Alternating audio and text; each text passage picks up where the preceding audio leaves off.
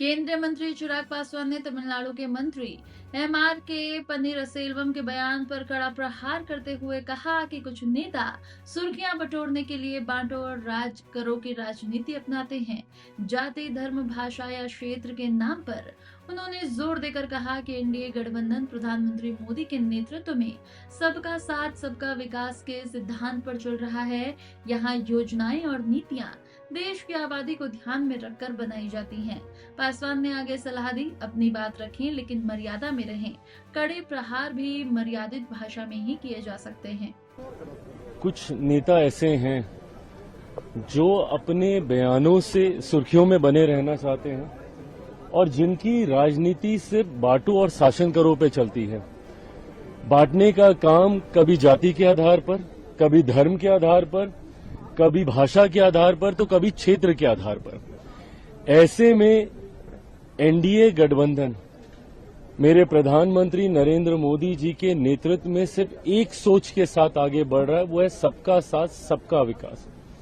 ऐसे में आज की तारीख में जितनी योजनाओं का निर्माण होता है, जितनी पॉलिसीज बनाई जाती हैं, नीतियों का निर्माण होता है, उसका आधार सिर्फ और सिर्फ देश की 140 करोड़ आबादी होती है। जो लोग देश को नॉर्थ, साउथ, ईस्ट, वेस्ट में बांट के देखते हैं, हिंदी क्षेत्रीय भाषा में बांट के देखते हैं, जाति में बांट के देखते हैं, हिंदू मुस्लिम के आधार पर बांट के देखते हैं, वो लोग सही मायनों में देश के दुश्मन हैं।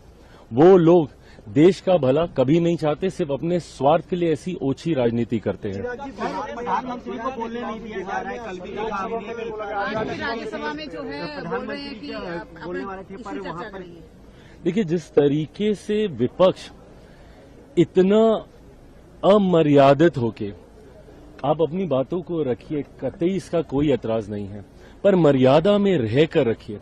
और मैं ये मानता हूं कि आप कड़े से कड़ा प्रहार भी मर्यादित भाषा में कर सकते हैं। इस्तेमाल कीजिए ना, देश की सबसे बड़ी पंचायत है, इस मंच का इस्तेमाल कीजिए। बोलिए अपने नेताओं को, अपने सांसदों को कि बड़ी से बड़ी, कड़वी से कड़वी बात रखें, पर मर्यादित होकर रखें। आप मुझे बताइए, ये कैसी परंपरा की शुरुआत कर रहे हैं ये लोग, जहां टेबल पे चढ़ जाते हैं, सेक्रेटरी जनरल की टेबल के ऊपर खड़े हुए हैं, चेयर के ऊपर कागज फाड़ के फेंक रहे हैं। जो पहली बार के सांसद हैं, कैसी परंपरा नेता प्रतिपक्ष उनको देकर जाना चाह रहे हैं। अभी 2 दिन पहले एनडीए संसदीय दल की बैठक में प्रधानमंत्री जी आचरण सिखा रहे हैं। सारे यंग मेंबर पार्लियामेंट्स को, जो फर्स्ट टाइमर्स हैं, उनको बता रहे हैं कि कैसे आपको आचरण करना। और वो क्या देख रहे हैं, मेरी पार्टी में 3 फर्स्ट टाइम मेंबर पार्लियामेंट्स हैं। वो अगर ये सारी चीजें आज देखेंगे, वो भविष्य में वो लोग क्या सीखेंगे, क्या असर पड़ेगा। परंपराएं, नियम, कानून क्या कुछ मायने नहीं रखते। आप बोलिए ना, आप अपनी बातों को रखिए, पर जब आप बोलेंगे तभी तो देश सुनेगा, तभी तो जनता तक भी आपकी बात जाएगी। और मुझे तो अफसोस इस बात का है कि एक व्यक्ति के अहंकार में, नेता प्रतिपक्ष के अहंकार में पूरा विपक्ष वॉश आउट हो रहा है। बंगाल में चुनाव है, क्या टीएमसी को इस मंच का इस्तेमाल नहीं करना चाहिए था? ममता बनर्जी जी सुप्रीम कोर्ट तक चली जा रही हैं अपनी बात रखने के लिए। और यहां जहां देश की सबसे बड़ी पंचायत है, जहां से आप एक शब्द बोलेंगे वो एम्पलीफाई होकर पूरे देश, दुनिया तक वो जाएगा। क्या टीएमसी के नेताओं को इस मंच का इस्तेमाल नहीं करना चाहिए था? सपा को इस मंच का इस्तेमाल नहीं करना चाहिए था? बट एक व्यक्ति के अहंकार में, अहंकार भी नहीं, उनकी जिद में, वो जो एक बच्चों की जिद होती है ना कि मैं बोलूंगा तो यही बोलूंगा, रूलिंग आ जाए, नियम बन जाए, कानून बन जाए, उसमें पूरा विपक्ष बहता जा रहा है। मुझे लगता है विपक्ष को भी समझने की जरूरत है कि जिनको उन्होंने नेता प्रतिपक्ष बनाया हुआ है, उनके पीछे खड़े होने से क्या उनको लाभ मिल रहा है कि उल्टा उनका नुकसान हो रहा है। बिहार में नया नियम निकल गया है, गृह मंत्री ने कहा है कि अश्लील गाने नहीं चलेंगे, गाने बजते हैं तो उन पर एक्शन लिया जाएगा। मुझे लगता है ये सही फैसला है और ये होना भी चाहिए।